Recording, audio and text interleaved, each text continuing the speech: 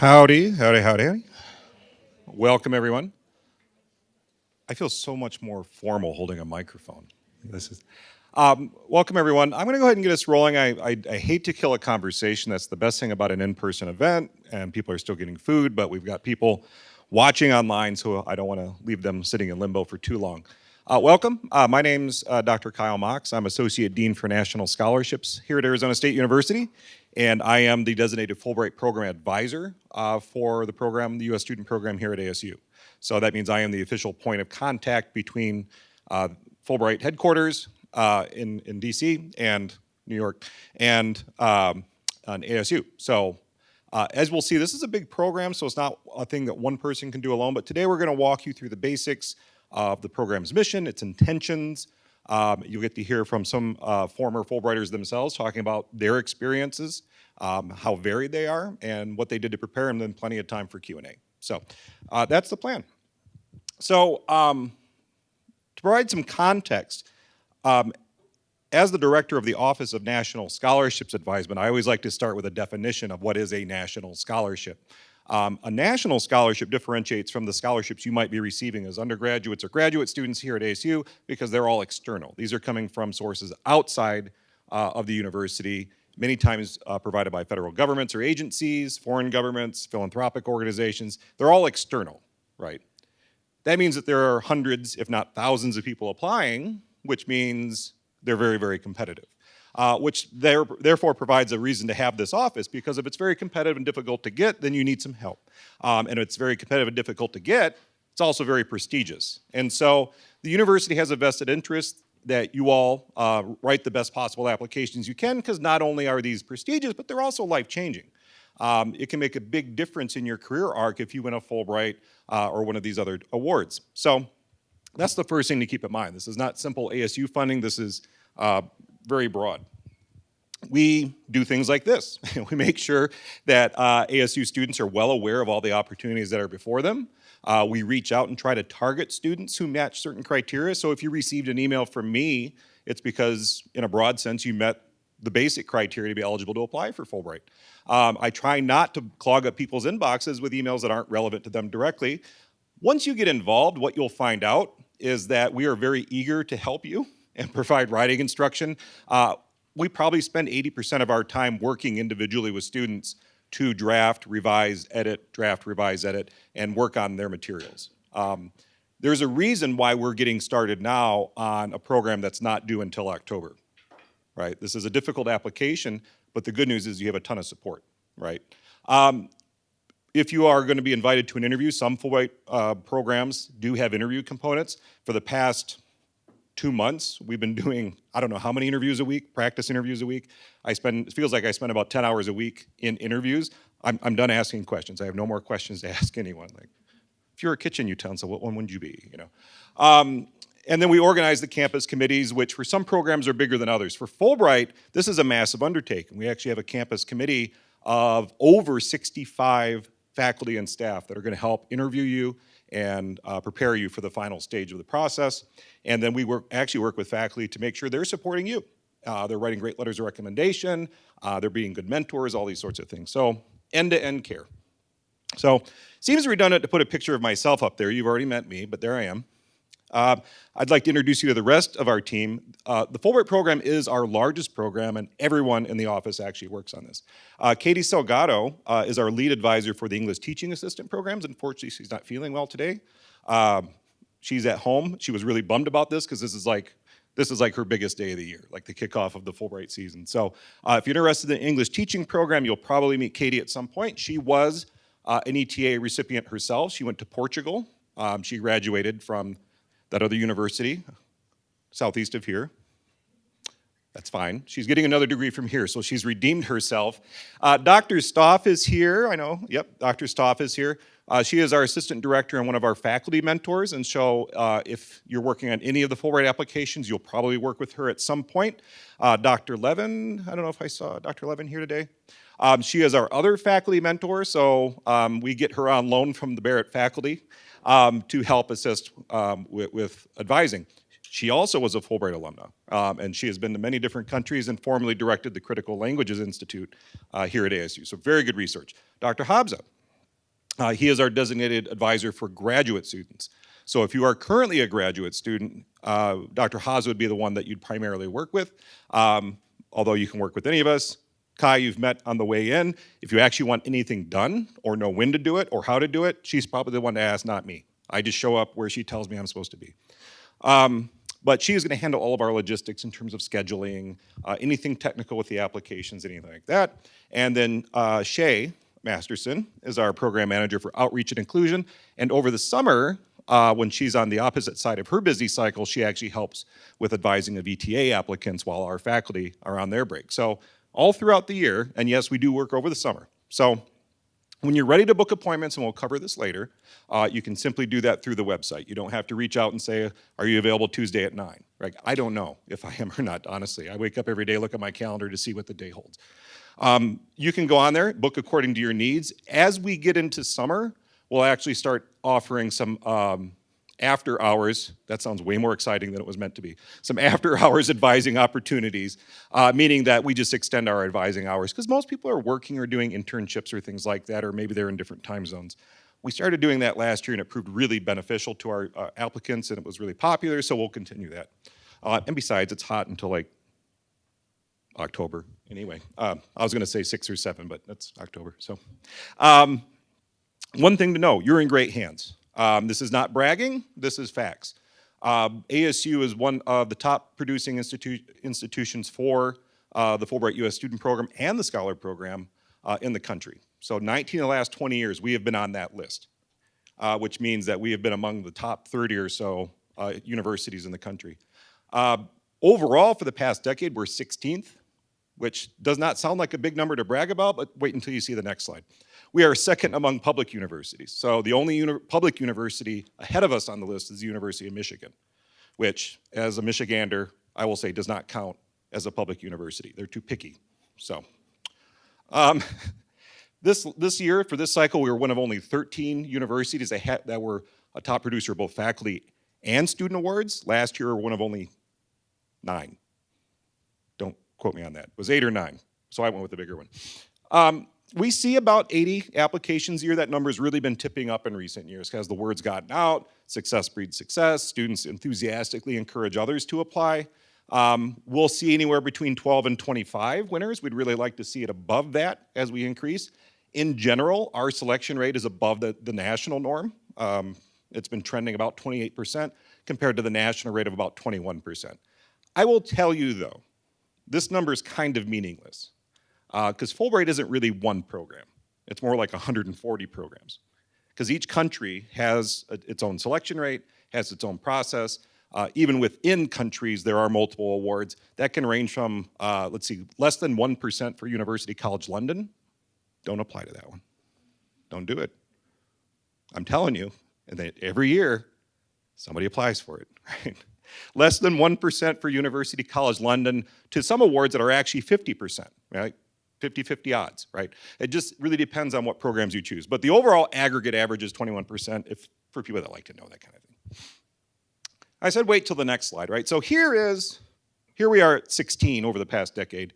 What do we notice about everyone ahead of us on this list? There's a lot of Ivy League, pretty much all the Ivy League, not all of it. Poor Colgate. But you know, most of the Ivy League schools are on there. Aside from University of Michigan, all of these other schools are private institutions. Now the third column is what I call the President Crow column, right? Those undergraduate admission rates, almost all of them are single digit. You get to about here till you hit 90 if you just totaled up all those percentages.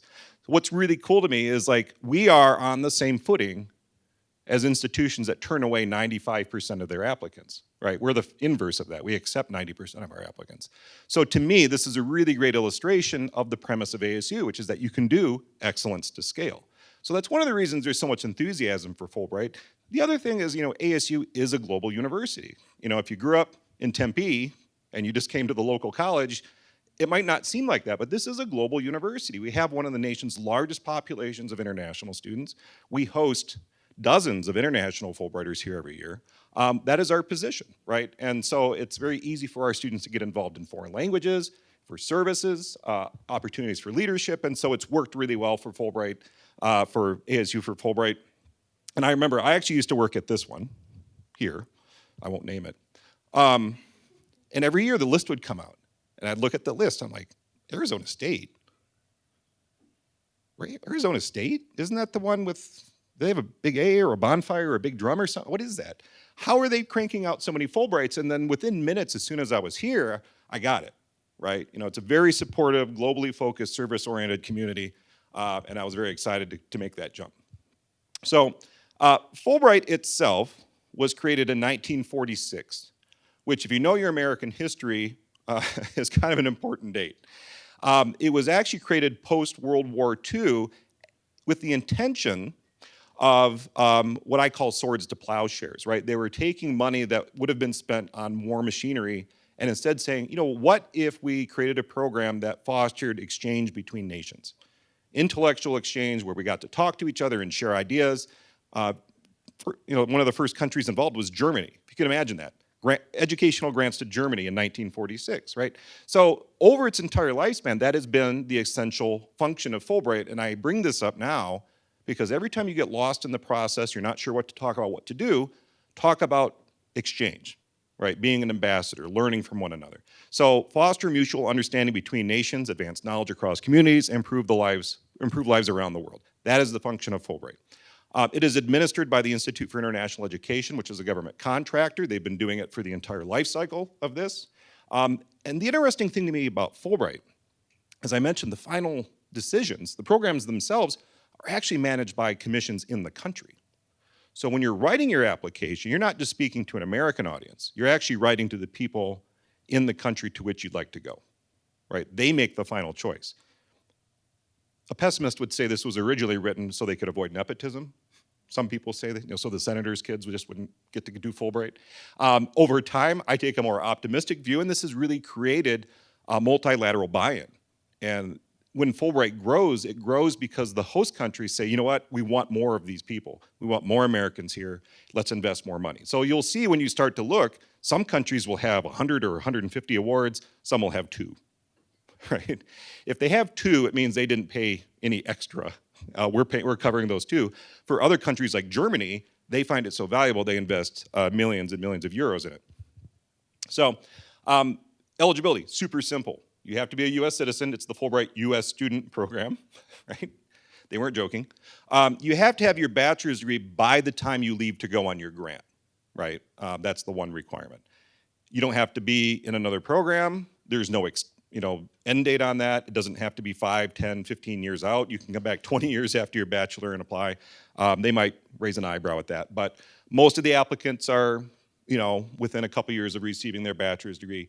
You can be a graduate student, you can be a doctoral student, so long as you haven't conferred that degree. So if you're a doctoral student and you're like, well, I'm gonna defend here, that's fine if you defend as long as they don't hand you the thing that says PhD on it, right? You can delay that. And we've had people use it as a postdoc in that kind of way, like go and do some research. So that means graduating seniors are the youngest group of people who could apply, so that would mean like current juniors who are gonna apply next year. I say that's the soonest. You can apply as an alumni. We work with alumni every year. And also current graduate students, because obviously they have a bachelor's degree, or they wouldn't be here. How much is it? It's enough. Next slide. We can't put a number on it because the cost varies by country. Obviously the expense of living in Hong Kong is a little bit more than living in Zimbabwe. We could do comparisons all day long, but they'll cover your airfare, they cover stipend and housing. How that is dispersed varies by country and program a little bit. There's additional accident insurance. It's a Department of State program, so they have a plan for you, at all times. They know where you are. Different countries might also provide tuition support in case you're gonna enroll in any coursework. They might have additional language training. Some countries will actually increase your stipend if you'd like to bring a dependent. So if you're looking for an excuse to pop the question, hey, I'm going on a Fulbright, I could get an extra 200 euros a month. Let's do this, right? And any kind of disability accommodations or any kind of cost. There may be some additional stipends coming down the pike. The program hasn't officially launched yet, but word on the street is they might have some additional funding available for research allowances and things like that. Don't quote me just yet. The program will officially launch on the 31st, right? So that's when the website will recycle, all the new material will be up. If you've been on the website, you see it's a little spare right now. They're refreshing and reloading. Other benefits that aren't as prominent, which I think are cool, you get preferential hiring status for federal employment, right? So when you apply for a federal job, you have the same status as a military veteran, which means they have to look at your application before the general pool, which is pretty nice. You could be part of the Fulbright Alumni Network, a lifetime Fulbright email address. That's not the top of the list, but that's a pretty cool flex, you know, to like be emailing people from your Fulbright address, you know, and a member of the Fulbright Association, which we'll hear more about in a little bit. We're fortunate to have someone from the association. And it's great networking, right? You can go to a party and say, oh yeah, when I did my Fulbright in Luxembourg, and somebody, oh, I did a Fulbright too, and you guys are BFFs all of a sudden. But there's a great professional network that happens there as well, right? And what I have discovered, and I've been doing advising on Fulbright for 20 years now, and I've turned into one of those educators that always has to tell you how many years they've been doing something, right? Every person I've ever talked to that has done Fulbright says something along the lines of, it was the best year of my life. And I really hope they don't do that in like front of a partner to say like, oh really, before you met me was the best year of your life. But they talk about how profoundly it changed them, how important it was to them, how things, it was sort of before Fulbright and after Fulbright. And so what we have found is we haven't had to struggle for volunteers, to serve on our committees. We haven't had to struggle for alumni to come back and speak at events or anything like that. Our network remains very strong. And again, that's part of ASU's success as well. We have a very strong Fulbright community. So, two types of awards, basically. It gets way more complicated from here on out, but just keep this in mind. There are two fundamental, what I call species of awards. The Study Research Awards, which as the name would imply, would support projects that are involved in studying or researching something. That could be independent study, could be a project of your own design, you could be joining a research group, you could be joining a larger service project or something like that. Or you could be pursuing a graduate degree. Or you could do something in between where maybe you're auditing courses while you're doing independent research that you've designed yourself, or you're matriculating to actually get a degree or start a degree. And this would also include people that want to do the practice of a creative or performing art. ASU's done very well in this category. I don't know if you know this either, but ASU is a fantastic performing arts school. I know this because I got declined for MFA here. I applied years ago. And I forgot about it until I got a job here and my information was in the system already. And I thought that was really creepy. Like, did they pull my credit report? How did they do this? And I remembered I got declined from ASU. Long time ago, when computers were new. But we've had pianists, harpists, organists, visual artists, dancers, dance instructors, all kinds of great performing artists go abroad to study the practice of their art. The other main species are ETAs, English Teaching Assistant. I'm going to repeat it one more time, assistant. So don't panic just yet, you're not the main teacher. ETA award, so you would help a primary teacher lead English instruction in a foreign classroom, ranging from little ones to big ones to professionals to college students, everything in between. You're there more in an ambassadorial role. So you're there to provide language instruction within the context of American culture and also to provide lessons on American history, current events, culture, and you very well might well be the first American these students have ever met or even might ever meet, right? And so you're there as a representative of the United States. Hope that didn't scare you off. A lot of times as an ETA, you'll also have the opportunity to pursue a side project or a supplementary project or other interests while you're there. It's a big part of the application to say, yeah, while I'm there, I want to acquire a second language, or while I'm there, I would really like to learn how to do this dance, or I'd really like to just audit some courses or cook or whatever. The idea there is promoting that exchange while we're there. It's, again, truly an ambassadorial thing. So first question we usually get is, which one should I pick? And that's not a simple question, right? It really depends on what you want to get out of this experience, and more importantly, how it relates to your future goals. And that's one thing we'll hear from our panelists in terms of why they made the choices that they did. Do you have to want to be an English teacher to apply for ETA? Absolutely not. We have a very small number of people in education degrees or pathways that actually apply for ETA. What we see a lot more of are people for whom a year-long international experience would be professional development for them. Like they want to work in international arenas, that would be important. For study research awards, again, it just depends on what your long-term goals are. To give you a sense of scale, there are about 2,000 awards given each year. Last year, there were over 11,000 applications submitted, which I think is the most ever for Fulbright. You can only apply to one country, one type of award per year. So that's 11,000 unique applications, individual people. So I always bring that up when people say, can I apply to more than one country? I'm like, they wouldn't want that, right? They're busy enough. 140 countries to choose from. The numbers used to be equal between study research and grant and study research and ETA, but the host countries have found the ETA so valuable that the funding for that has increased on the other side, and the numbers of ETA applications have gone up. So there's fewer countries, fewer options for ETA, only about 75, 80 countries. There's more options for study research, but fewer overall awards, if that makes sense. As you start digging, like I said, it gets more complicated from here, and we won't get too far into the weeds, but as you start looking through each individual country summary, when the website refreshes on the 31st, what you'll see is that there are a lot of individual or unique awards in each of these different countries. So you'll see awards specifically for arts. You'll see awards specifically for graduate degrees. For example, most of the awards in the UK are specifically for graduate study at specific universities, right? There's a few awards for business. There's a couple where you can get an MBA. There's a great one in Mexico where you actually get a professional internship while you're there. There's an award specifically in Germany for journalism. That's what she was doing there, besides taking fantastic self-portraits. There are STEM-specific awards. There's a cool one in Chile that's focused on STEM. There's a Arctic Studies and an Antarctic Studies award as well. Awards in public health even. So there are some field-specific awards, but generally speaking, Fulbright awards are not field-specific unless it says otherwise. So to give you an example, MJ, who was one of our former student workers, so she had the inside track. Timor-Leste came on as an option for ETA. She's like, nobody's gonna apply for this, I'm going. And so she applied for this. She was actually an East Asian Studies major.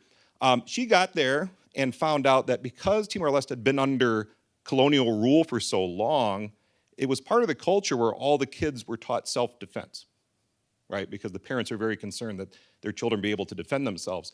She was a black belt in Taekwondo and is actually quite horrified by how weak some of her students' self-defense techniques were. And so she said, you know what, I'm gonna start a class. So while she was there, in addition to teaching English, she organized her own Taekwondo classes, right? So she brought her intellectual interests in line with her extracurricular interests and had a wonderful time. She's in an international studies program in Johns Hopkins now and really wants to be an East Asian specialist. Julia, I'll be honest, I forget what her major is. She was busy doing so many other things. Global health, I know, was one of her majors.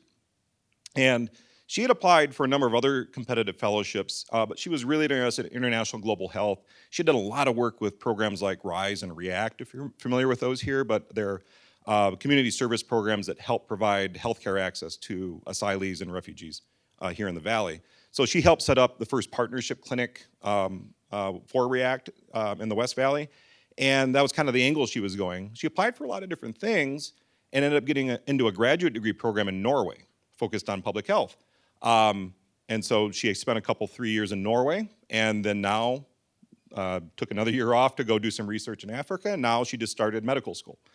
So I get a question a lot like, I'm pre-law, or I'm pre-med, or I'm this, or I'm that. Does this fit? Sure. If, we just have to make it fit, right? There's not a specific pathway carved out ahead of time for your plans. You have to be able to articulate, how would spending a couple years in Norway align with my long-term plans of working in global health, right? And so Julia was able to do that very well. More research-oriented one, Michelle, was a doctoral student. She was really interested in invasive species, which sounds, again, way more exciting than it is. But she was really interested in this invasive species of vine in Nepal. We have a lot of researchers here at ASU for some reason that are interested in this vine I've discovered. There's a whole community of us. Some of them are turning it into biochar so we can actually recycle it. But what she found is like the ways that the people in the rural areas were dealing with it was just stamping it out or burning it or cutting it, which actually made everything worse. And so she wanted to develop a community education program that actually helped farmers figure out what to do about this invasive vine and how to teach that to other people and keep that program going in the long term, right? And so this was a few years ago, but it's my favorite picture that we have, and so I use it all the time because it's so colorful and The smile's very genuine. Michelle's wonderful. She received her doctoral degree and she works at ASU now. Now she's doing AAAS fellowship in DC. Jackson probably got the short end of the stick here and had to go play flamenco guitar in Spain. It was really difficult for him. The food was lousy, the people were unfriendly, yeah. But Jackson was a guitar performance major here at ASU, and he just wanted to get some instruction from people who had created this form, right?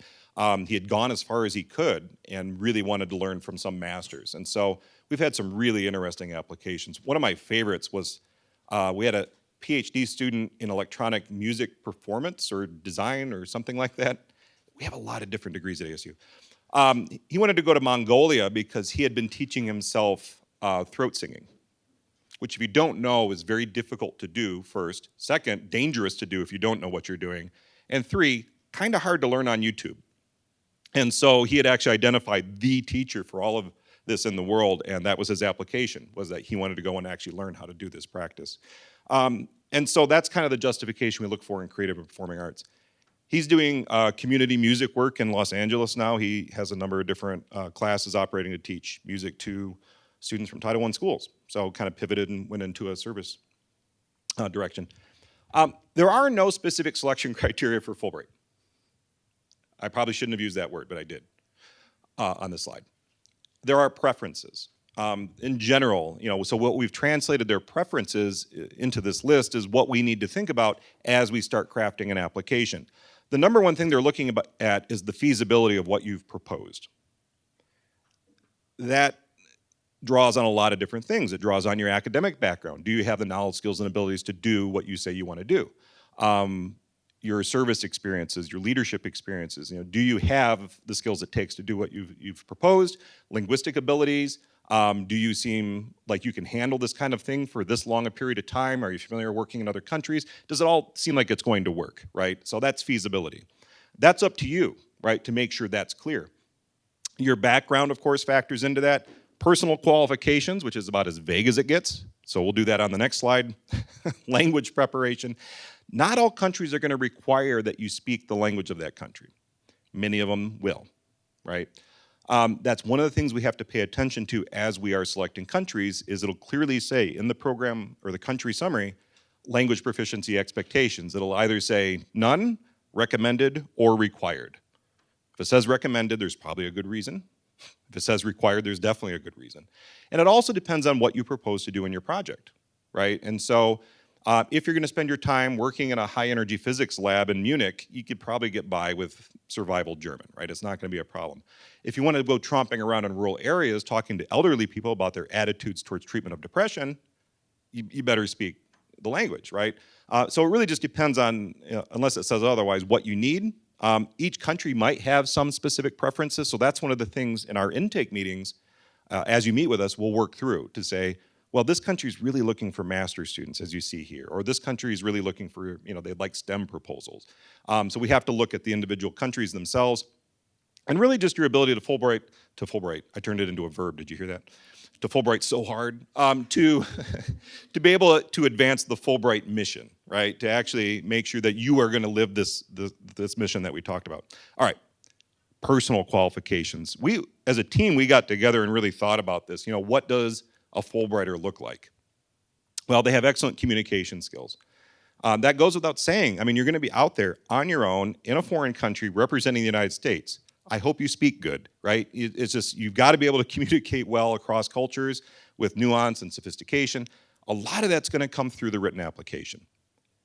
For the majority of countries, there's no interview, right? They're basing this whole decision on the written application. So some of that will come through in the letters of recommendation, but hopefully it comes through in your essays very well. Flexibility, adaptability, and openness, right? Anything can change at the drop of a hat. And if you don't know that, you haven't been paying attention the last 2 months. Right? There is a lot of adaptability that needs to go into Fulbright to say, well, it didn't turn out the way I thought it would, or my contact wasn't there, or they didn't have my flat ready, or I don't have any money, what happens next, or any number of things. We had one student who went to Australia, and by the time he got there, he found out the guy that he had actually secured an affiliation with was on sabbatical and in Japan. Huh. Well, now what? He pivoted. He made it work, right? He found some other people. He made new connections. He got it done. One of my other favorite Fulbrighters in my memory was a student who got an English teaching assistantship to Malaysia. And she showed up, and they say, oh, congratulations, we actually just bought a new car for you. Oh, that's great. Here's the keys. Here's your address. Good luck. And she had to drive literally to the other side of the island, found the place, and that was it. That was her whole orientation, right? And like, she was writing me postcards that say, I don't know where to buy underwear. I don't understand why there's a hole in the floor in the bathroom. What's going on here? Every day's the worst day. But every day's the best day. I don't understand why I'm crying and having so much fun at the same time, right? And so she ended up being a transformative experience for her because she'd really challenged herself. That's going to take leadership, right? To be able to act independently like that, to be able to take that risk, to be able to put yourself out there. And so that leadership looks like a lot of different things and a lot of different people. Obviously, you need to be service-oriented, right? You need to be people-oriented. We don't want to send a shrinking violet out to represent the US. You've got to be somebody that will make connections while you're there. That could be scholarly, academic, in your community, whatever. I'm really curious to hear, our examples from our alumni. And it helps if you have some extracurricular interests, right? It's a very easy way to make friends to just pick up your interests and go to somewhere else. Like, hey, I'm in a weekly bocce ball league. I'm really looking forward to going to Italy, right? Hopefully somebody there plays it. Or, I'm really into this type of music. I'm really into this type of cinema, or I'm really into this activity or that activity. We had an engineering student who did civil engineering here at ASU, and ironically enough was interested in water management. It's Arizona. But there was a flood control management specific award in the Netherlands. I mean, it's like they wrote the award for her. It's like, and she was thinking about this, and she was a very engineering focused person, but as it turned out, she's also an avid bicyclist. I don't know if you all know this about the Dutch. There's more bikes in the Netherlands than there are people, right? They're wild about biking. And so she did a little homework and found a couple bicycling clubs at the university and wrote about competitive bicycling. I'm like, oh, they're gonna love this so much, right? You just said bicycle, they're fine. Was it a big part of her application? No, but it's what got her over the top, besides just being a great academic and a great scholar, was like, this is somebody that the host country was looking forward to having there. So the application itself is pretty straightforward. There's a form you fill out, of course. You'll do most of your work on the essays. The statement of grant purpose is the main one. As it suggests, that's where you state your purpose. It's not a misleading title. It's either 1 page for an ETA application or 2 pages for a study research award. And you're like, oh, 1 or 2 pages, that's not much. Yeah, 1 or 2 pages to describe everything that you're gonna do in 10 months in a foreign country more than a year from now. No problem, right? It has to be detailed. It has to lay out a very clear plan of study or plan of research, or in the case of teachers, outlining your teaching philosophy and how you'll approach the classroom. We have a lot of resources of this. It's gonna go through a lot of drafts. This is not an easy essay, but it's very doable if we spread it out over time. Personal statement, there will be a new prompt for this year. I do know that. So if you're looking at older examples online or things like that, but it'll still achieve kind of the same goal. They want to know, great, I like your ideas, I like your project, I like the way you pitch this, but now do I like you? Right? Are you somebody that I want to bring into this country? Do I understand your motivations? And again, we have plenty of resources for this, and happy to help. You'll also need 3 references. And so never too early to start thinking about that. For study research applicants, that'll be letters of recommendation. For the ETA, that'll be reference forms. In our intake meetings and in all of that, we'll explain strategies for that. We've got a ton of resources as well. But start thinking, who do I need to buy gifts for, right? Whiskey helps. Application components. I just said the quiet part out loud. Some applicants will need a foreign language evaluation, so that's pretty easy to take care of. We have most of the languages covered here at ASU. You can do that later in the summer. If you're applying for a research proposal, meaning you want to go and do an independent project, you need to establish contact with somebody on the other side. Somebody has to know you're coming, right? Kind of important. And that they're going to serve, they'll avoid saying the word host because that implies quite a bit, but who are you going to work with? Where are they going to station you? What resources will they provide? What access will they provide? And we'll hear some examples, but it varies quite a bit. This part can take a while. Americans expect responses to emails within 24 hours, right? That's not a realistic expectation. outside of the US, particularly since the rest of the world pretty much takes August off, right? And so I have students every year like, I'm not getting any responses. I'm like, well, how many people did you email? 2. When did you email them? Yesterday. I'm like, oh, you know, let's have some patience. And you might have to email 100 people, right? That just happens. We have strategies for this as well. There's no simple way to do this except, well, there is a simple way to do it. You just email people, but there's no secret to it, right? You'll work with your faculty here. You'll work with your own research, and we'll figure out, you know, how to go about this. If you're a creative arts applicant, you have to prove that you can do the art moderately well, very well, actually. So you'll have a portfolio, and that varies depending on what category of art that you're claiming to be able to do.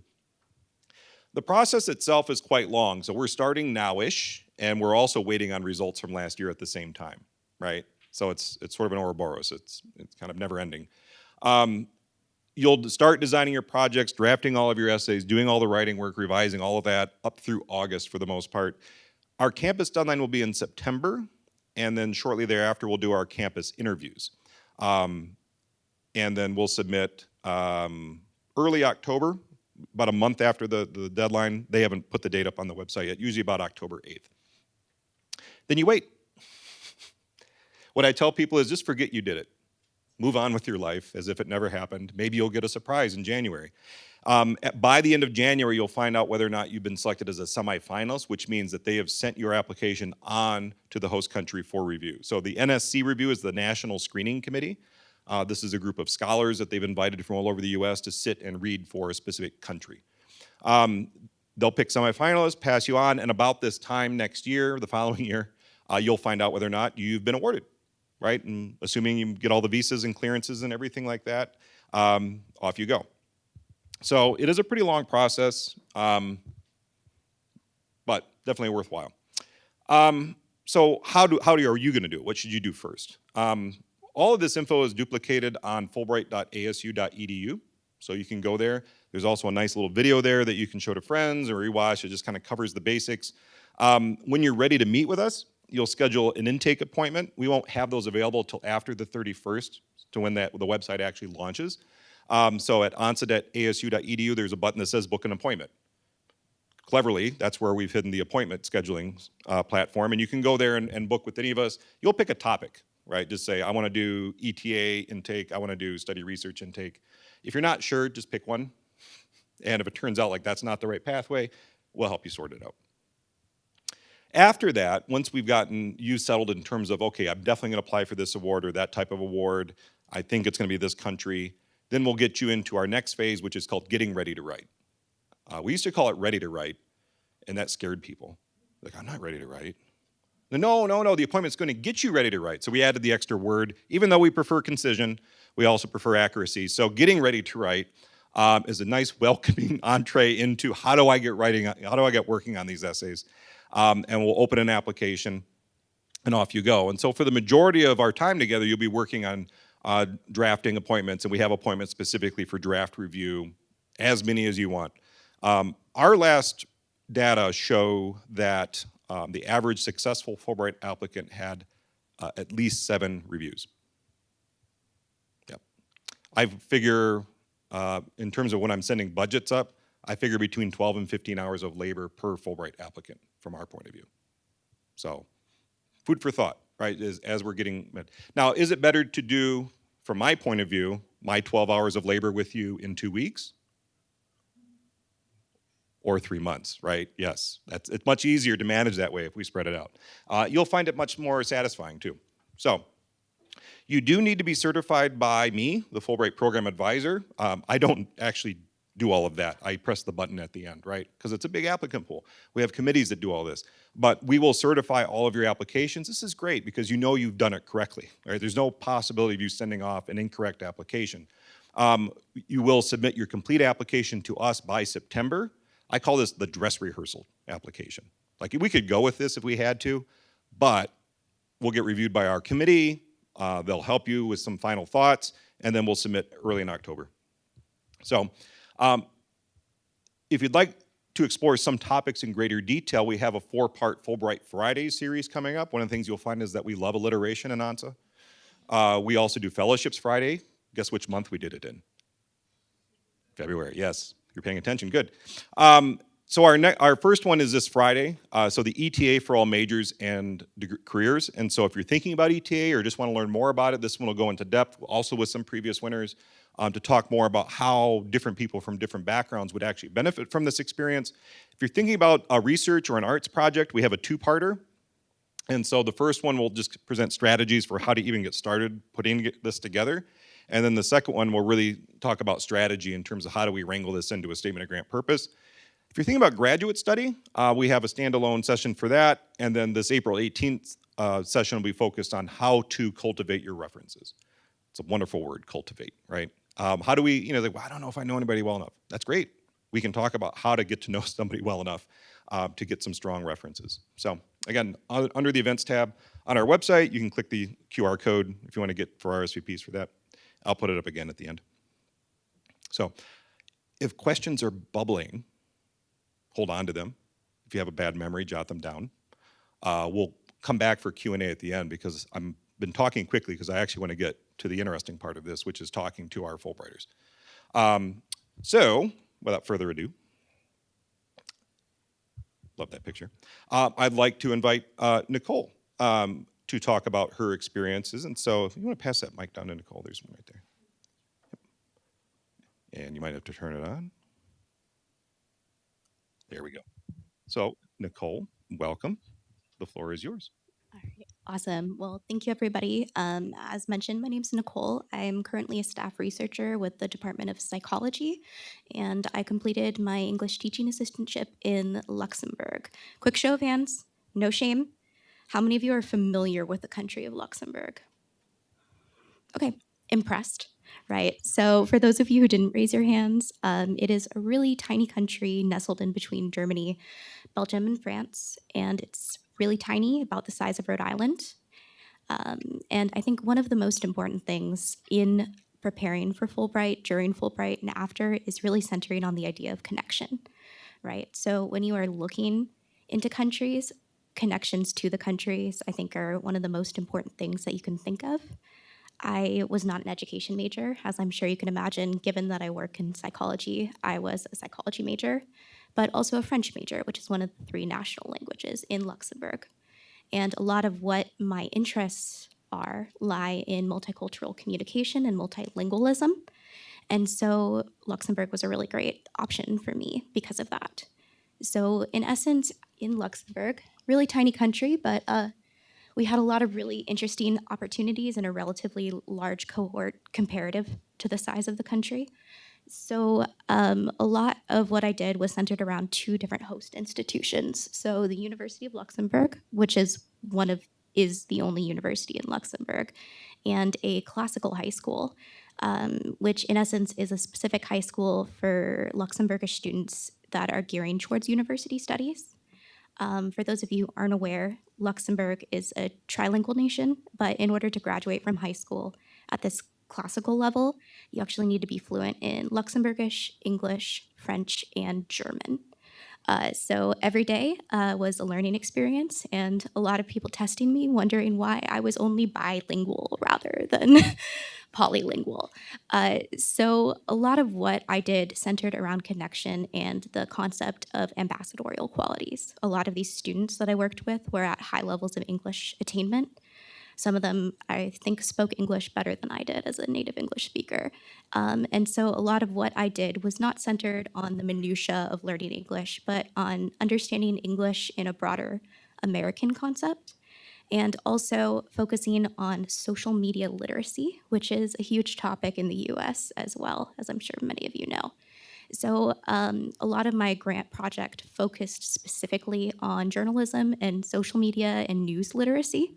So I worked specifically with students at the University of Luxembourg to develop a publication for a local news outlet on mental health crises relating to my interests and student interests.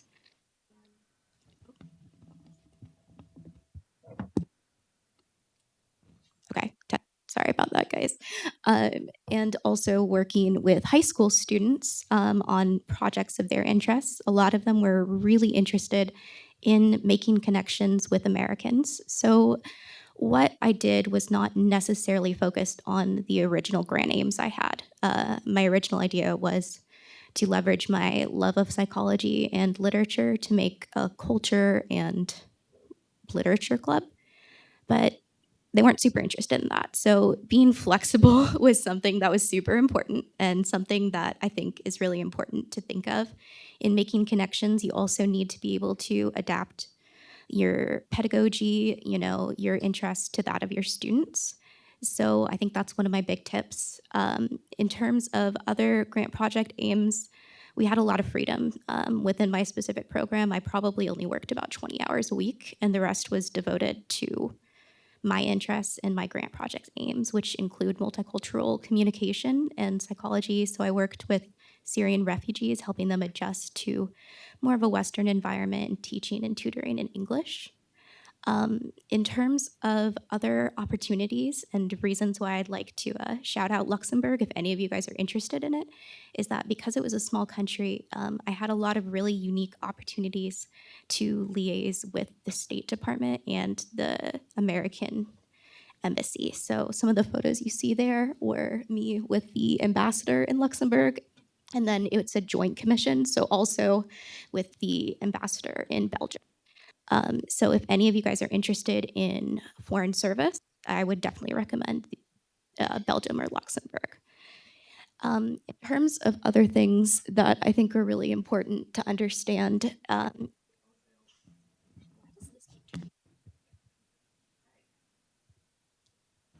just might be technically challenged today. I apologize. But in terms of the connections that you make, I think that that's also really important. It's helped with the trajectory of experience. So testing. Okay. Testing here if that's better. Okay, I think it is. Thank you. So, in essence, now I am in a new role as a volunteer with the Fulbright Association Campus Coordinator position, which is brand new volunteer. And in essence, ways that you can keep in contact with Fulbright are really varied and interesting. So, I also wanted to take some time to discuss that. I kind of have the inside scoop in terms of interviewing processes. I was on the selection committee for this upcoming grant year.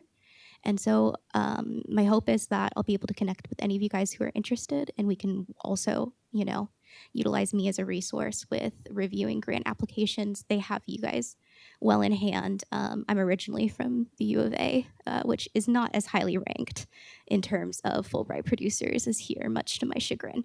But in essence, I think the main thing to think about is connection and how you personally can benefit from this, and how you can also benefit your students and individuals in your country. So feel free to connect with me too. That's also my plug. And we can chat more. Yeah.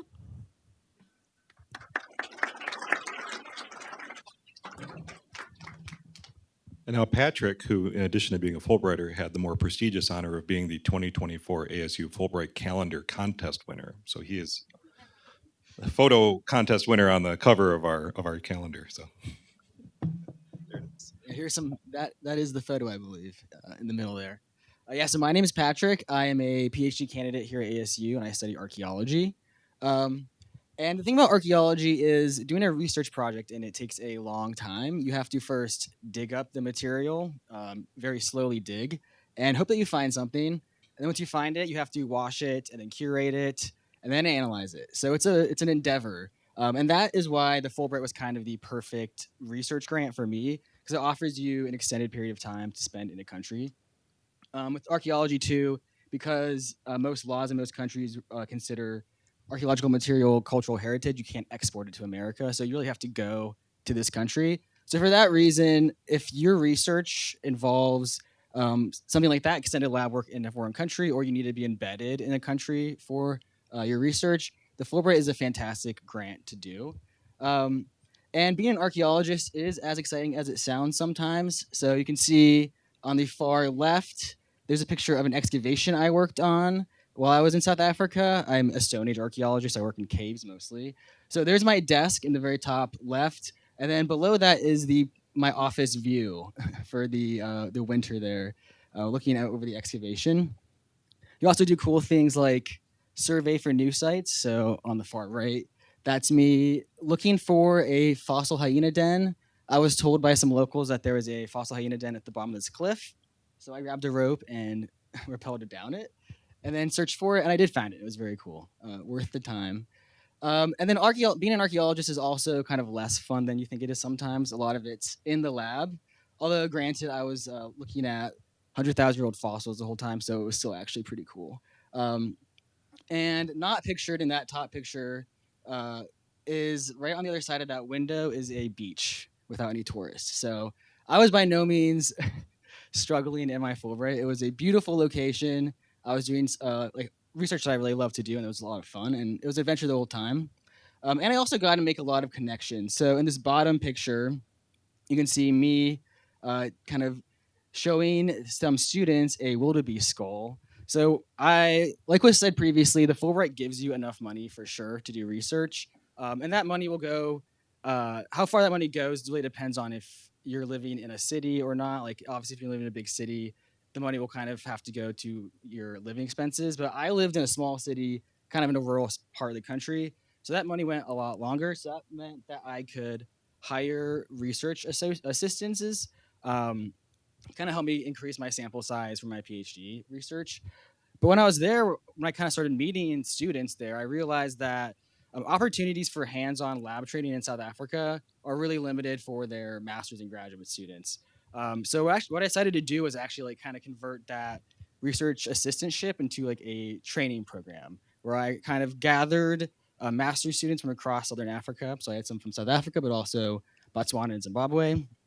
I paid them to come to Mosel Bay, the city where I was living, where my lab was, and I spent weeks training them, and then they got their experience actually analyzing some archaeological fossils. So it was a great opportunity for them for their professional development, and it was great for me too. I got to practice training. They did help me collect my data at the end, and I made some great connections with these people. This program, it was kind of like a boot camp. It was 7 weeks, and I brought them all to this city, and it kind of got recognition across the country. And actually, the funding for it was picked up by another organization. So I'm actually going back this year to do it again with a new cohort of students. So that's kind of like an enduring thing that I hope will go on for years after my Fulbright.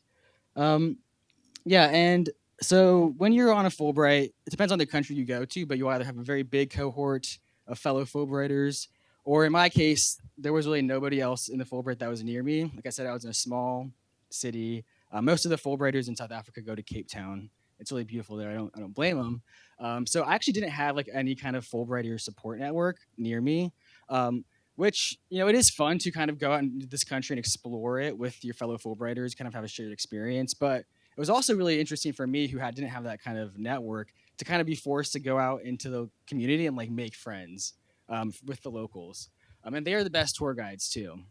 So they showed me awesome places to go rock climbing. They taught me how to surf and went scuba diving. And I made friends that, I still keep in contact to this day, and I'm excited to go back and see them again. So you really will make a community. You're there for so long. Like there's no way you will not make a community of people in that place. And that's kind of the most important thing, and kind of one of the reasons the Fulbright exists is to build these relationships.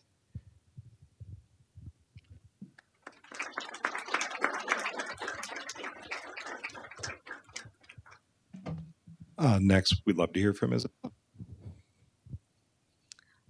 Hi, my name's Isabella. I recently got back from my Fulbright in July 2024, so I kind of went crazy with the pictures because I miss being there so much. It was a really great experience for me. I was an English teaching assistant, so I graduated from ASU in 2023 studying computer systems engineering with a concentration in cybersecurity. And I was feeling a little burnt out after pursuing that degree for 5 years, taking classes over the summer. And I was really interested in international travel. After COVID, I had the opportunity to travel to Vietnam through the EPICS program on my it was a project for engineering projects and community service, and we were doing sustainable shrimp farming. Anyways, after that experience, I realized, wow, the world is so big and I need more experiences like this. And I had heard about Fulbright and I was intimidated by it, to be honest, because I'm like, how am I going to get this? It's really competitive, but it kept calling my name. I kept seeing the email pop up in my inbox, and I finally just went to a session like this, and I was like, I feel like I can do this, but also I'm so scared, but that means that it's right for me. This feels right. So the application process in its entirety, I feel like just from that experience of starting, having the what do I write about moments. And for me, my personal experience, I didn't know where I wanted to go. I was very open to going anywhere. So I went to the ONSA office and just explained why I wanted to go. And they were like, you're a great candidate. I think these are some countries. I think I had Latvia, Slovakia, and Malta were the ones that were suggested to me. And I made a connection to Slovakia because I'm Native American and they also have a large minority population there. So that was the connection that I drew to the country. And I was very open to going anywhere. So it just organically happened that that made sense for me. And yeah, I applied for it. I felt so proud of myself. I was so excited to go and get the sticker because I didn't really care what happened in the end. It was just showing myself that I can move through those uncomfortable feelings of doing the application and being proud of myself for finishing it, that I forgot about it. Got the email one day and I was like, oh my gosh, I'm a semifinalist. I don't even care if I get it. Like, I'm so proud that I even took that step because I was having imposter syndrome.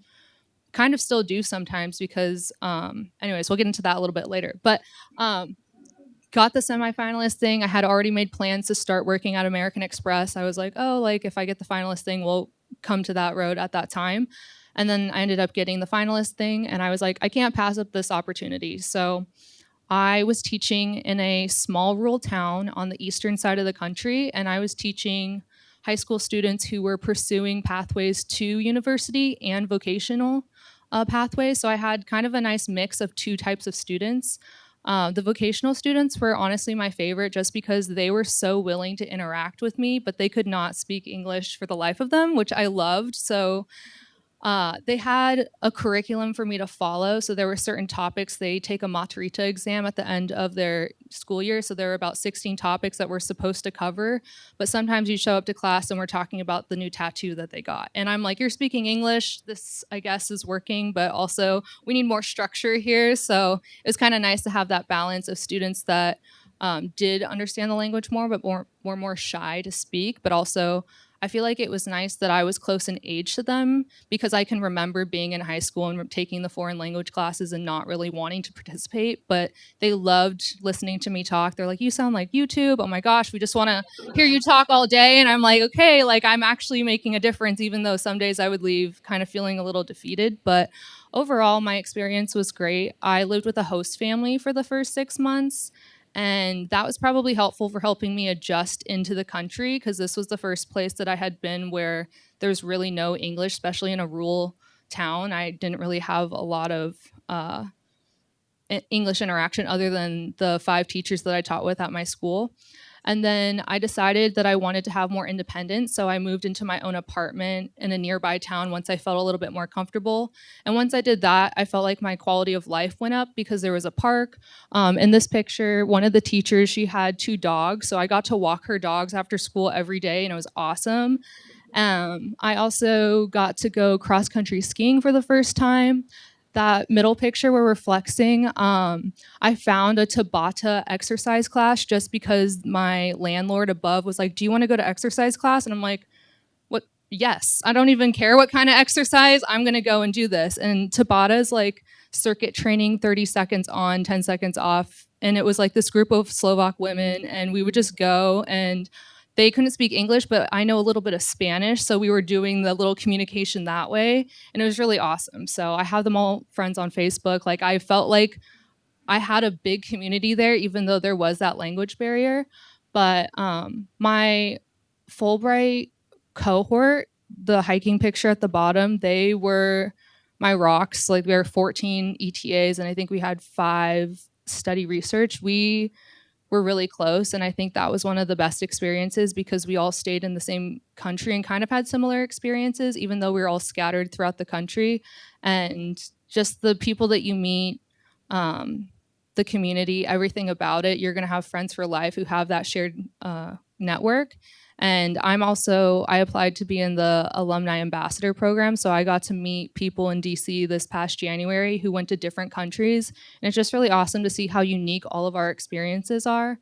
And yeah, I would highly, if you even have a little inkling to apply because you never know where it's going to take you.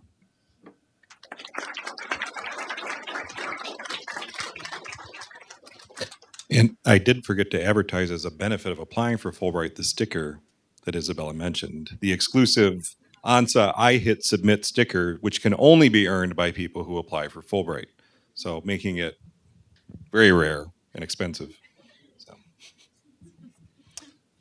Finally, I would love to hear from Celeste. Hi, everybody. My name is Celeste. I graduated in 2022. I studied philosophy and justice studies, and I completed my English teaching assistantship in Brazil, March 2023 to December 2023. So I can't believe it's been over a year now. I'm currently a 1L at ASU Law, so first year of law school. And yeah, I think my story with how I chose Brazil, I actually read a book my sophomore year of college. I went to ASU. I read a book called Pedagogy of the Oppressed by Paulo Freire, and I loved his work so much. I thought I have to go to Brazil because that's where he did his work, and I thought I have to go to Brazil and see what it's like to immerse myself in kind of his teaching pedagogy and in where he taught. And he primarily taught in rural cities, and so Brazil is one of the countries that has a foreign language requirement. I think they have, I was intermediate during my application cycle. I'm not sure what it is now, but my junior year, I started taking Portuguese classes at ASU, and then I took classes up until my senior year. So I knew right away I wanted to do Brazil because of an author, and that was one of the main focuses of my application for my statement of grant purpose. And Paulo Freire being education reformist, my teaching pedagogy was completely his. And so you can know also like right away if you have a very close connection with the country. I think that's something really important to focus on. Like Nicole was saying, like your connection to the country is super important. That's what's going to be what influences the country's commission to accept you. And so that's kind of how I chose Brazil. And then the application process, Dr. Stoff came really in clutch for me. My application process was a little bit rushed because I kind of went back and forth between deciding, but the faculty really is there for you. I met with Dr. Stoff so many times in the span of 2-3 weeks. They really are here for your success. And I chose to be in a rural city, Rio Branco, which was also very far from the rest of my cohort, kind of similar to Patrick. So I did also kind of miss out on that experience of traveling like up and down the coast of Brazil with my cohort. But that did really push you into getting to know your local community. And so I got really close to the students in the community. So my supplementary project was to visit high schools. Brazil's education system is a little different, but my supplementary project was to visit high schools and middle schools. This is one of them. This was a private school. I think I visited about 25 classrooms. That top picture was my going away party. All my students signed my Brazil flag. Sometimes when I'm really feeling down because of law school, I will look at the flag and look at all the messages they wrote for me. And I got to do cool things like visit Rio de Janeiro. I did not get the front picture of Christ the Redeemer because it was a really long line. But the back was good enough for me, and I thought I looked nice in the photo. So I put it there. That tree is in a... Rio Branco is in the Amazonian region of Brazil. It's in the state of Acre. And so this park I was at is called Horto Florestal. It was really beautiful, just classic nature picture. And that picture right there of everybody waving bye to me is my host professor, Andre, and then one of his best friends, her husband, and another one of their close friends waving me off before I got on my plane to come back to the US.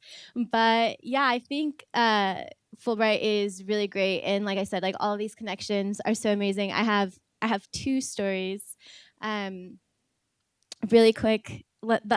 You're gonna like the adaptability is crazy. So my first night in Brazil, I landed in Rio Branco, and Rio Branco had received the amount of rain they typically receive over a few months in like a few days. So the airport was flooded.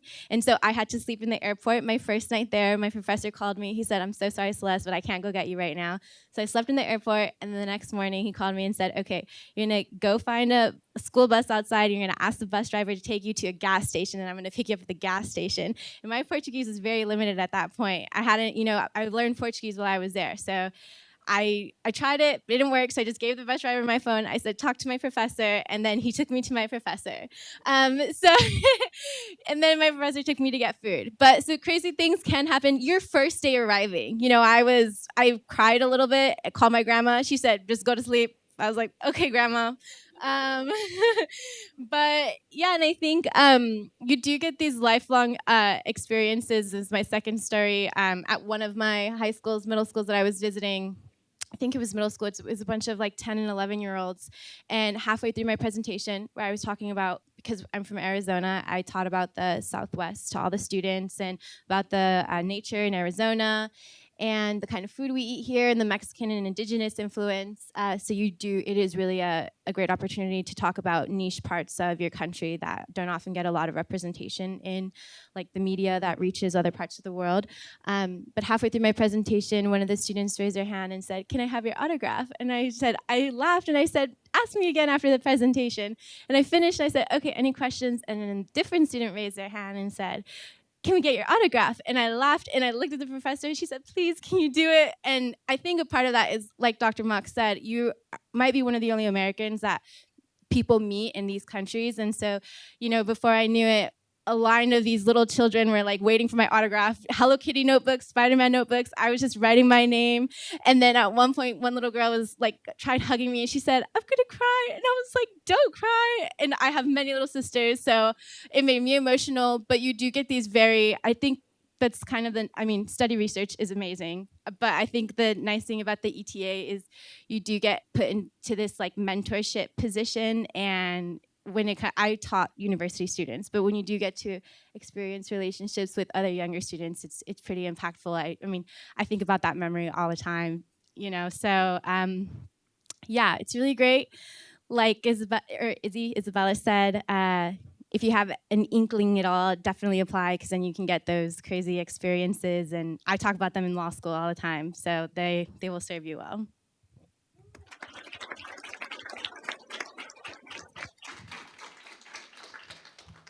Well, thank you. Yeah, as promised, way more interesting than me. I get asked all the time, "Oh, did you do a Fulbright?" I'm like, "Oh, no, I wasn't that kind of student in college." But, but it's been wonderful. Every cycle is amazing, right? Every cycle we get to meet a whole new crop of people like this who are already so interesting and fascinating and are just going to go off and become more interesting and fascinating, right? So again, link to registration for these events if you want to come up to one of these info sessions. If you can't, you can RSVP and we'll share recordings of them with you as we do with most of our things. But I'd like to open it up for questions. I'm sure somebody's got something they'd love to ask and they'd love to hear from me or our alumni. Any questions? Yeah.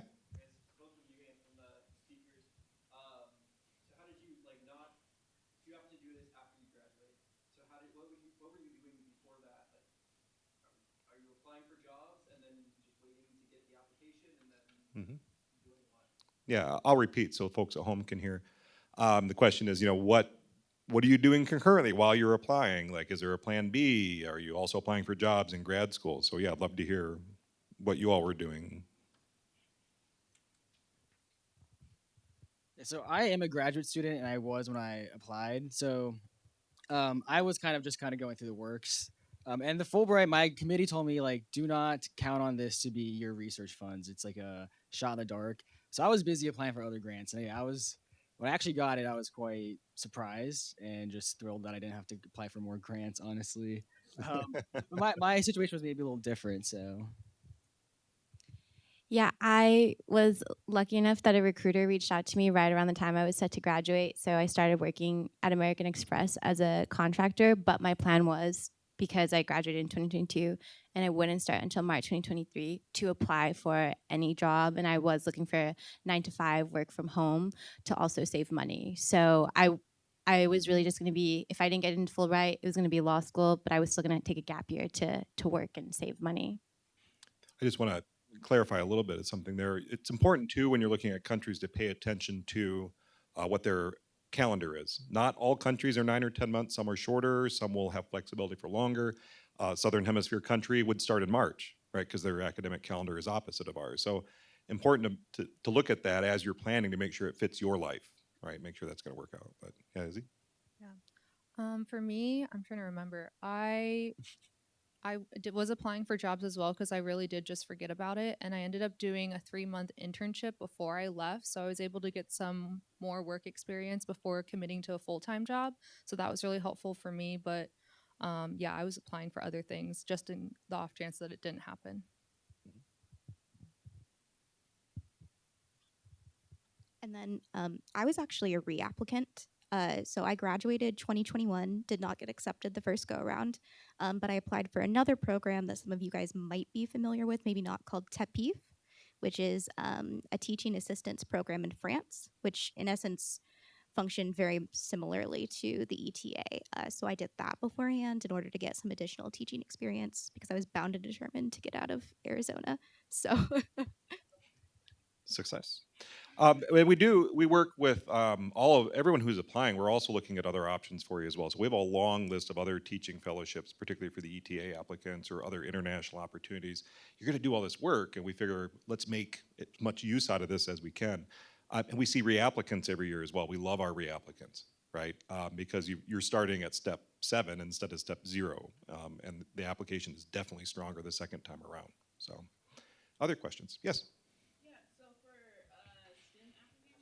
Mm-hmm. So you were mentioning that we have to locate I guess, the people that we'll be working with. Mm-hmm. So does that have to be kind of like an academic institution, or can it be kind of like a corporation? Yeah, good question. So the question is, for STEM applicants in particular, but all study research, as we're securing affiliation, does it need to be a university or can it be a corporation or something like that? As you'll soon learn, the answer to almost every question you're going to ask me about Fulbright is, well, it depends. It depends on what that country says in their program description. The majority of them are going to say an academic or research institution. So that would be a university or government-sponsored research institution. But some will be flexible, right? Some might be more open in that. Some places you could work with a nonprofit or an NGO or something like that. It really depends on the country. But in most cases, it's going to be a faculty member at a university would be your best pathway. And then another question too. Mm-hmm. So I came a little bit late, but is the process different for PhD students than it would be for? Okay, so same process. Nope. As long as you haven't yet conferred a PhD and you'll have a bachelor's degree before you go, you're in the Fulbright U.S. student hopper, and that you'll follow this timeline. Yep. Other questions? Mm-hmm. In the communication to like the university or people who will help you facilitate like your research team and all that stuff, how was that process like? Yeah. Really good question. So it's about, what's the process like in terms of reaching out for affiliation? What goes into that communication? Patrick, you want to talk about your experience a little bit? Now it's on, right? Okay. So I should have mentioned this, but I actually have been working in South Africa since 2019, and I went there last year for my Fulbright. So I had kind of already had a bit of a network. I'd been going there for like 2 months in the summer. That's kind of when I realized I didn't have enough time just in the summertime to do all my data collection. So the way I did it was I kind of used that network to get an affiliation at a university that wasn't even near where I actually ended up living. I just kind of reached out. I had maybe been on an email chain with this person once or twice before. We didn't really know each other, but I was like, hey, I want to do this research. Would you sponsor me? And he said yes, and he gave me a letter. And that was kind of the extent of my relationship with that university, honestly, because I worked out of a lab in a different city. The lab was also a co-sponsor. So in Sub-Saharan Africa, I think they're pretty flexible with it. It has to be, it doesn't have to be a university, but it has to be a research entity. I use a university kind of to hedge my bets so that they wouldn't have any complaints with me using kind of a small local laboratory. But the laboratory is one that I had worked in for several years before that. If you don't have, like I was pretty lucky that I had been in the country before and I had already kind of some connections. If you don't, I think it's just your best bet is to look for people who are doing research similar to you in that region and just start cold calling them, like, well, with emails, but just send them emails, and they'll be pretty stoked to get uh, people interested in their research. Scientists are always like love when you talk about their research with them, and it's funded, not by them, so we probably be happy to have you in their labs. Um, so that would be my advice. Yeah. Yeah, faculty members love getting that email. Hi, I would love to talk to you about your research. Might have money, right? So people and Fulbright has, because there's so much Fulbright funding for international faculty and students to come to the U.S. as well. It has a really widely known reputation, so it opens a lot of doors. But we have really detailed advice on different strategies for this. We suggest working with your own faculty members right now. Like, hey, I'm thinking about going to Luxembourg. Do you know anybody? Do you work with anybody? A lot of times it just comes down to simple Google, right? To say, I'm going to put in the search engine the thing I study, the name of the country, and then see what starts popping up. Just as we might do a citation research for a project and kind of see who's doing the best work. One of the things I've seen is for study research applicants, people come in either with a country in mind first or a topic in mind first. And somebody might say, well, I speak fluent Italian, I'm going to go to Italy, I'll figure out a project. Or people say, I work in Stone Age archaeology, I need to think about where some good places for this would be, right? And either way is fine. You'll end up in the same place either way, right? So. Other questions? Yeah. So you said the website portal is sparse right now until the 31st. If you're in that group of you have a topic but you're not really sure where you Mm-hmm. be looking for, is it better to hold off until the 31st? Was there kind of information about like the countries on there? Yeah, so the question was, if I already know my topic, I'm trying to figure out where to go. There's not much info on the website yet. So on the us.fulbrightonline.org site, they'll have all the countries that are available. They just don't have the details about the program summaries up yet, meaning duration, preferences, language requirements, all that kind of stuff. Those details, they're kind of like job ads almost, right? Those will be up on the 31st, right? Yep. Mm-hmm.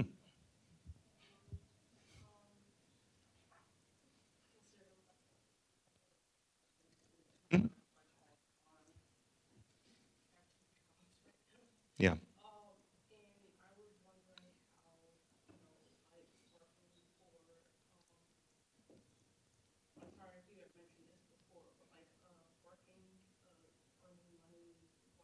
Hmm. Yeah. So the question is, can I work while I'm on Fulbright if I want to have an additional source of income while I'm there? It depends. But generally speaking, the visa probably would not allow that in most countries, but it varies by country quite a bit. I don't know what kind of experiences y'all have had. We have one of our Fulbrighters to Honduras right now, straight up got hired as a professor at a university because they just didn't have anybody to teach. And he's like, I'll be here for a bit. I'm like, all right, sweet. Send us a postcard. But yeah, but I don't know what kind of experiences you all have had or heard of. Yeah, I'll start because I just have the microphone in my hand already. But so for the most part, the visas are probably not going to let you work. It would be my guess. That was how it was for South Africa. There are very specific visa requirements. You have to apply for the visa. At least for me, I don't know how it was for all the other countries. But for Sub-Saharan Africa, you had to apply like everybody else does for a visa, and then it is through a slightly different channel. It's called a treaty visa that I got, which is like for just like Fulbrighters. It seems like. But it still took me 9 months to get, essentially. South Africa bureaucracy works slowly. And that would prohibit me from doing any work. And also, I don't think that you necessarily will need to. Like the Fulbright, the funds seem to be based, and correct me if I'm wrong, but the federal government has like for each city or each country, like a normal stipend, and that's what you would get. And for me, it was more than enough. I also didn't live in a big city. If I lived in Cape Town or Johannesburg, it would have my money would have had to go more towards accommodations, like for rent. I lived in a smaller town, so I had so much money. I was like, "What do I do?" I've never had more money than during the Fulbright. I wasn't saving money. I wasn't like putting stuff away in my. Your savings. results might vary. Yeah, this is for maybe for countries in which the U.S. dollar is like pretty strong against their currency, and if you're living in like a rural part of these countries too. So for me, if you're applying for one of those countries, I wouldn't be worried about the money. I had like leftover money to do that whole training program, which ended up costing like $10,000. So that was the excess money I had that wasn't going towards food and rent. Um, so yeah, that's what I have to say about that. Yeah, so in Luxembourg, it was a very specific process in order to become an ETA. And in essence, they gave us a student visa, even though I wasn't a student. And with that, there are regulations through Luxembourg that you cannot work more than, I think, 15 to 20 hours. And so the stipend, I think, was more than enough, as I'm sure many of you guys know. Luxembourg is a pretty rich country, and cost of living is also, similar in that it's kind of expensive. But I was able to have university subsidized housing, so I only paid like 330 euros a month, which was great. And my stipend, like full transparency, was 1,600. So it was more than enough. Pragmatically, I was a lower income student. And so I couldn't afford places where I knew I would have to pay out of pocket. So I did a little bit of internet sleuthing, uh, Reddit, Slack, things like that to kind of figure out what I might be expecting in terms of stipend. And I did use that in order to make my decision. Last year, as we're passing down, last year they started actually adding specific dollar amounts to the stipends for each of the country summaries. They hadn't had that information before, so you had to kind of figure it out on your own. It varies a little bit. Some of the countries, all of the countries are promising to provide a comfortable student lifestyle, which sounds better than what I had when I was a student, right? But a lot of ramen and water. But you'll actually be able to see like what the stipend amounts are per country, and so that could be part of the strategy as well as we start to think about cost of living in a country versus the stipend. And I know some of the countries are adjusting the amounts of stipend this year because they're very responsive to that. They don't want money to be a reason you don't take Fulbright. I think I was also in a similar position, like lower income applicant. And I think one thing that helped me was and I'm sure every country is different, but Brazil's commission sent out like a mass document for all the universities, and each student gave a review for each university and the cost of living for the city. So because I already did know I wanted to go to a rural city, I think the rural cities are going to have a less expensive cost of living. So that might also be like something you prioritize. That's what I prioritized. And one of the city, Rio Branco, had like lower cost of living. That's what the students said. And they said they had a pretty good public transit access and good bike lanes. So I just, that's a lot of like so much work. That's so crazy, Nicole, that you like did it, like had to like look it up on your own. But sometimes your university will like send you that help as well. And that can help you choose where to go. Or if not, just ask them. For me, my grant stipend per month was 1,300, and that was enough for me to live in Slovakia. So my rent when I moved out to live on my own was only 280, so I had more than enough to make it to the next month. So Great. Other questions? Mm-hmm.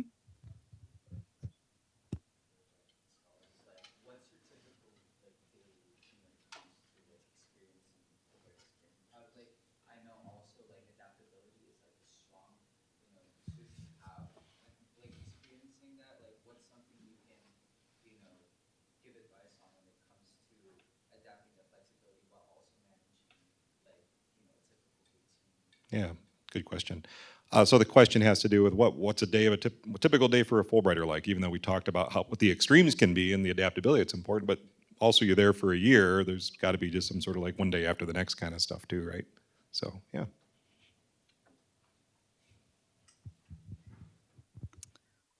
So for me, it would be waking up, waiting for the bus, 15-minute bus ride to my school, walk 5 minutes down the street, teach maybe 2 or 3 classes depending on the day. Like the most I taught in a day was 5, and that was like heavy day, but not really. Some days I would be done by 11 a.m. So I just go in for one class and then get back on the bus, go back to my little town, grocery shop, go to the park with the dogs. Halfway through too, I started teaching at another younger school, like in a nearby town, because I felt comfortable in the region. So it was nice to just get different experiences, and then also just make time for hobbies like going to the gym, and yeah, just being outside was my main thing. Yeah, I taught only 2 classes twice a week with my professor. And I think coming from the US, I was like, I need more work. And my professor said, I don't have any work for you. So you can make yourself busy. I opted to make a conversation club. I did it 3 times a week. And so making, the presentations for that. And then beyond that, my professor said, if you have free time, go and explore, make friends. And so I just started reaching out to people, and I would just hang out a lot. I think a lot of my time was spent hanging out with friends. And then I signed up to teach a TOEFL course with another graduate student in July. So I did that from July to November. But you can basically find your own work. You can decide what you want your workload to be. But typically, I think your professor is just going to have the classes for you to do, and then you can fill that in however you want. Yeah, my day to day varied kind of a lot. It's kind of why I like being an archaeologist, is like you're always kind of doing something different. But like kind of when I was just in the lab, I'd wake up and just walk to the lab and work for 8 hours a day, and then go home and just like read and watch the ocean from my flat. The good thing about the Fulbright is it kind of like gives you a really big change in life, and I had kind of been wanting to change a couple of things about my life in the U.S., but it was just hard to because of routine. Like I wanted to get off TikTok and social media, and I wanted to stop watching TV for 4 hours a day and just read. And it kind of gave me that opportunity to do so. Well, one, because South Africa doesn't have electricity for like 8 hours a day often, so it kind of forced me to get offline and not be so chronically online. But it also kind of just this sudden change of your life that's so drastic, like lets you kind of have this blank slate. So what I did when I first got there is I wrote this list of goals I wanted that was unrelated to my research, but like about what I wanted to get from the experience that wasn't related to research. Like one of them was like read instead of watching TV, and like get off Instagram and stuff like that. And I would go back to that list every couple months throughout the Fulbright and just like make sure I was kind of sticking to it. So yeah, like, that was kind of like the best part of the experience, besides like meeting people and doing the research, was kind of being able to like really like look at your life and like make the changes you want to, because it gives you this opportunity that you can kind of more easily than doing it here when you're just like part of this routine. And the other weird thing was I'm a PhD student here, and it's chaos. Every day is so much. There's never like a moment of silence. And being in South Africa, it is so quiet. The emails I could ignore for months, and no one would hold it against me because I was in a different hemisphere. Um, and it was so refreshing, and like it probably will be the last time I will have like peace in my life until my PhD is over. But I mean, it was a great experience to just like kind of like live the South African way and like slow down a little bit. Yeah, echoing off of that, living a little bit of the slow life was definitely a theme. Um, we had to do like an interview, and they titled mine "The Luxurious Life in Luxembourg," which was a little on the nose. But in essence, my days varied depending on which host institution I was at. So when I was working at the high school, I was not the independent teacher. There was always a teacher in class with me, but they wanted me to independently design and do my own lesson plans based off of whatever the students were interested in. And boy, were they interested in some hot button topics. So I did lessons on gun control, reproductive rights, the Electoral College, lots of things. That's what they wanted to know. And my commission was really interested and excited to let me have the opportunity to do those lessons using my own personal experience, right, with those topics as an American. And so that was usually 4 to 5 hours there. Then I would walk home. I lived within like a 15-minute walk from the high school. I would do whatever my supplementary projects are, grade papers, go on certain days to tutor the refugees that I worked with, or do the journalism entries with the students too. And then on other days at the University of Luxembourg, I was acting more as like a traditional TA. So I didn't really act as like the teacher of record by any stretch of the imagination, but led little discussion groups, helped with lesson planning. And a big perk of Luxembourg was that the food there was fantastic. and it was extremely subsidized at the university. It was about €5 for like a 3 to 5 course meal, which was crazy. So usually I would have lunch with students and professors on those days, and make connections that way. So that was kind of a day in the life typically. Also, traveling. You're limited to the amount of travel that you can do, depending on countries, but you bet I spent every day that I could out of Luxembourg, especially because literally sometimes it was easier to go get groceries in like France than it was in Luxembourg. And public transportation is free there in Luxembourg itself. So definitely take a look at that when you're considering applying to, is like your ease of being able to get around. Like I'm really impressed that you were able to manage going to a gas station by yourself. That was very much not my experience, but that says a lot about the adaptability that you need too. So I was pretty lucky. Well, wonderful. I think that's an excellent place for us to pause. I want to be respectful of the time and everything like that. We'll be hanging out here, and there's more food to eat. Please help yourselves. And I'm sure our panelists, as well as our ONSA staff and advisors, Dr. Levin is here, Shay is here, Mitch is here, Laurie's here. We're happy to answer any questions you have as well. We'll be hanging out for a little while. For everyone online, we hope to see you in the office or online again for one of our other sessions. But thank you all to our panelists for making time. We appreciate that.